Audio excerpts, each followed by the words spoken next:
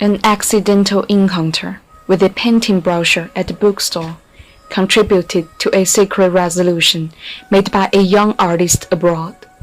The image of the ancient city hovered around his mind, urging him to save the treasures of Chinese culture.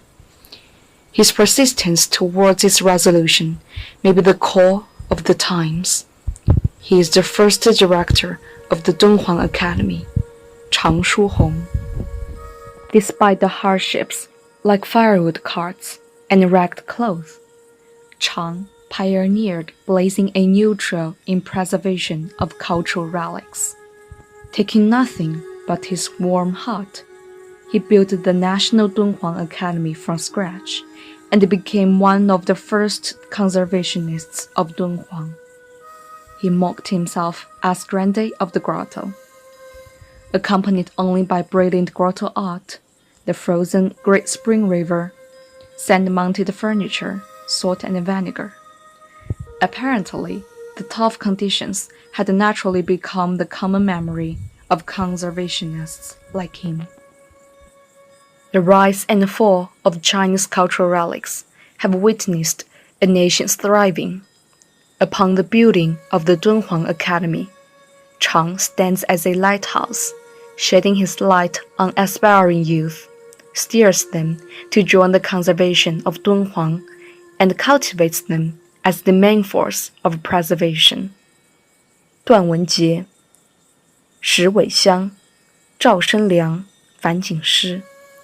One familiar name after another shares the same well-connected ideal. Finally converge into a joint force, which is strong enough to complete its blueprint for guardians. Primitive and unadored as Dunhuang was, after his arrival, Dunhuang Academy regained its vigor and bloomed.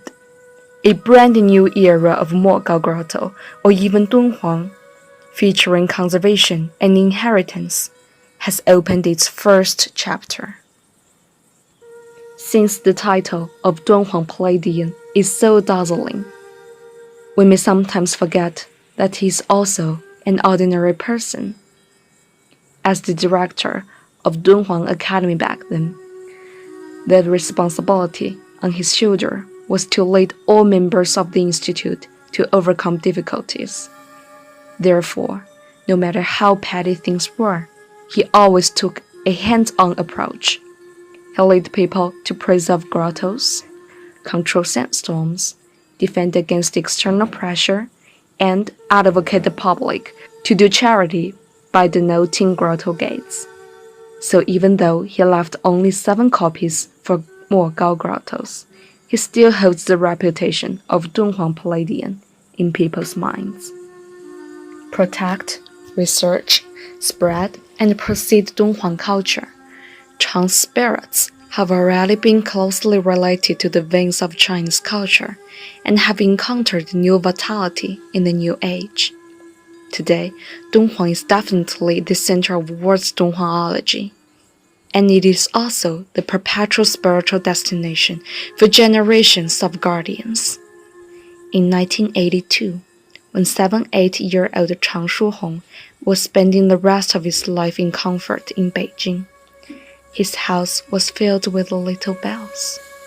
Every time the wind from the northwest passing through these bells bring with it the intermittent sound, we can understand that he has long been inseparable from the Mogao grottos and the wind chime on the 9th floor that has been crossing through thousands of years.